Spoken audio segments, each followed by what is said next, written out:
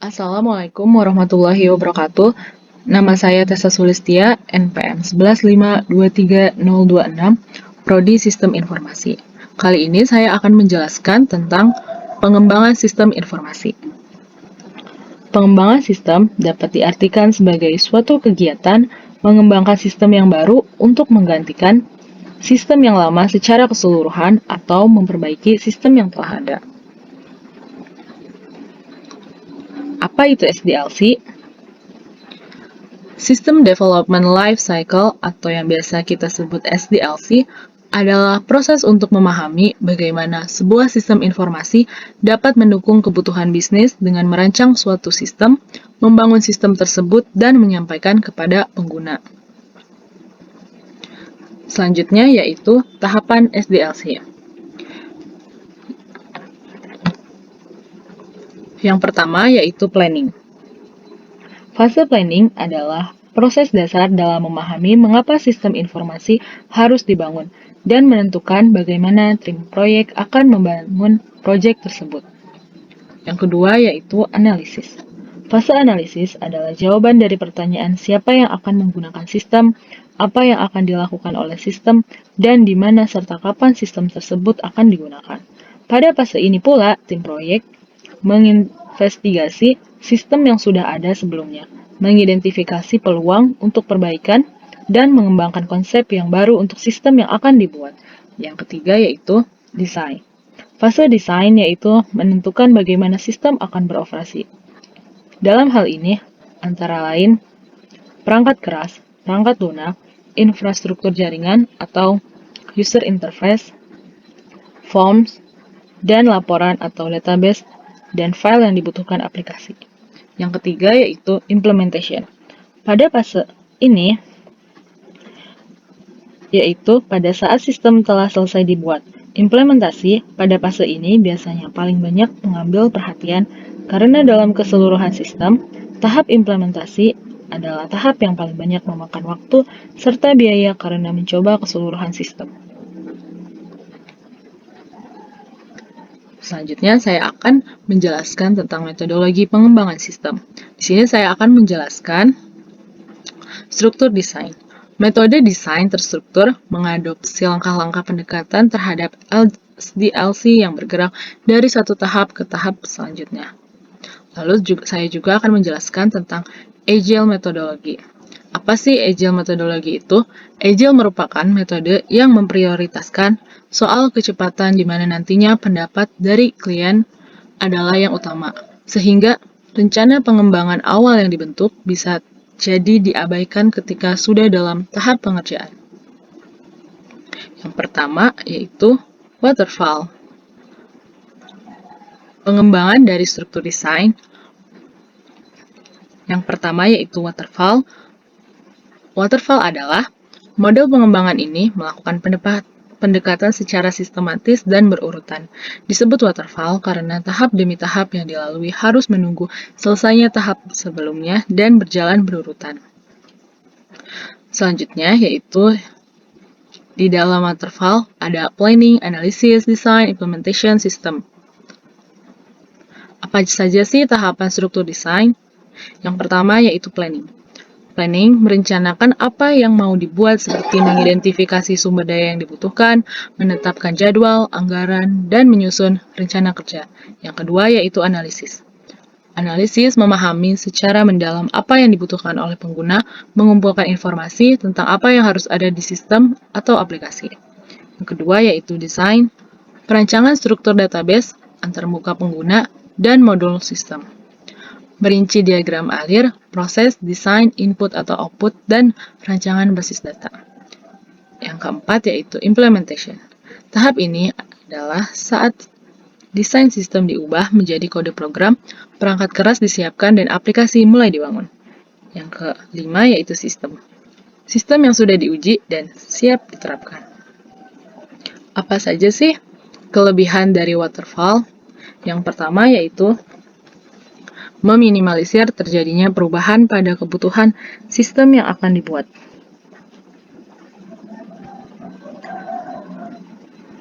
Kelebihan dari menggunakan metode waterfall yaitu karena sistem ini mengidentifikasi kebutuhan sistem jauh sebelum melakukan pemrograman dan berguna untuk meminimalisir terjadinya perubahan pada kebutuhan sistem yang akan dibuat. Yang kedua yaitu mudah dipahami dan terstruktur. Tahapan dari waterfall berjalan secara berurutan dari awal sampai akhir. Setiap tahap harus selesai dulu sebelum ke tahap berikutnya. Ini membuatnya mudah dipahami karena prosesnya teratur. Yang ketiga yaitu setiap tahapan didokumentasikan dengan baik. Jadi, kalau ada yang perlu dikonfirmasi atau dicek ulang, bisa dilihat dari dokumentasi yang sudah dibuat sebelumnya. Yang keempat yaitu cocok untuk proyek yang sudah jelas tujuannya. Waterfall ideal untuk proyek-proyek yang tujuannya sudah pasti dan tidak akan banyak berubah selama proses berlangsung. Adapun kelemahannya yaitu yang pertama, desain dari sistem yang akan dibuat harus selesai secara keseluruhan sebelum programming aplikasi berjalan. Dan hal tersebut membutuhkan waktu lama dalam tahap analisis sistem. Yang kedua yaitu kurang fleksibel terhadap perubahan. Metode ini kurang cocok untuk proyek yang sering mengalami perubahan atau membutuhkan penyesuaian selama proses. Waterfall bekerja lebih baik untuk proyek yang sudah pasti dari awal. Yang ketiga yaitu kesalahan baru terlihat di akhir. Dalam metode waterfall, pengujian dilakukan di akhir. Ini berarti kesalahan atau masalah yang muncul di tahap awal seperti kesalahan spesifikasi baru akan terlihat setelah semuanya selesai, yang membuatnya lebih sulit dan mahal untuk diperbaiki. Yang keempat yaitu biaya perubahan yang tinggi. Selanjutnya, yang kedua yaitu paralel. Metode ini melakukan desain umum untuk sistem secara keseluruhan, kemudian membagi proyek menjadi serangkaian sub-proyek kecil yang dapat dirancang dan dilaksanakan secara paralel.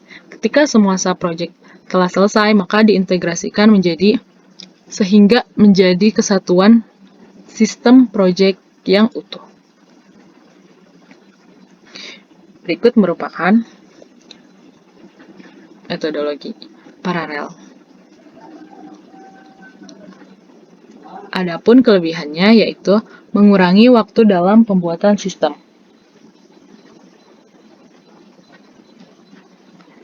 Yang kedua yaitu lebih sedikit kemungkinan terjadinya perubahan dalam lingkungan bisnis yang dibuat.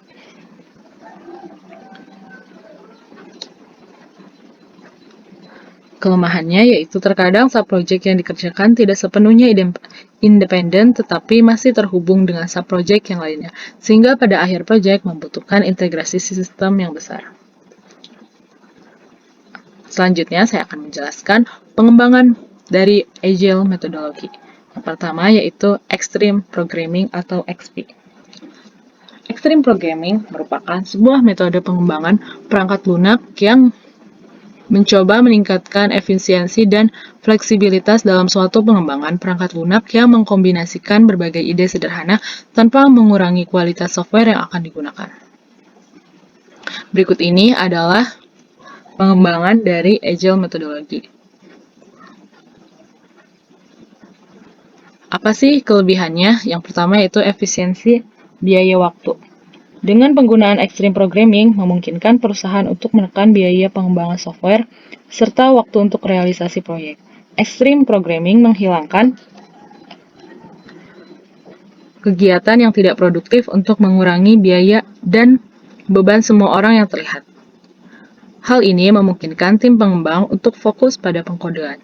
Yang kedua yaitu prosesnya transparan dan dapat dipertanggungjawabkan. Keuntungan dasar dari Extreme Programming adalah seluruh proses transparan dan dapat dipertanggungjawabkan. Para pengembang membuat komitmen konkret tentang apa yang akan mereka capai dengan menunjukkan proses pengembangan yang real. Kedua, yaitu kita akan membahas kelemahan dari Extreme Programming. Yang pertama itu tidak cocok dikerjakan secara remote. Proyek Extreme Programming sulit untuk diimplementasikan apabila tim tidak berada di tempat yang sama. Biasanya, proses komunikasi ekstrim programming dapat dilakukan dengan lancar ketika anggota tim bertemu tatap muka. Yang kedua yaitu kurangnya dokumentasi. Perubahan yang konstan tidak dapat didokumentasikan dengan baik. Dengan demikian, ada risiko tinggi akan kegagalan tak terduga yang tidak dapat ditelusuri, bahkan ketika bug telah diperbaiki. Tanpa dokumentasi yang akurat, ada kemungkinan kesalahan yang sama dapat terulang kembali. Selanjutnya, ada Scrum. Scrum adalah bagian dari Agile. Scrum adalah kerangka kerja proses yang ringan untuk pengembangan Agile dan merupakan yang paling banyak digunakan. Apa saja sih kelebihan dari Scrum? Yang pertama yaitu kemampuan beradaptasi dan fleksibilitas. Yang kedua yaitu biaya yang lebih rendah. Selanjutnya ada kelemahan. Yang pertama yaitu sulit untuk ditingkatkan. Yang kedua yaitu sulit untuk ini hanya berhasil pada tim kecil. Sekian dari saya. Wassalamualaikum warahmatullahi wabarakatuh.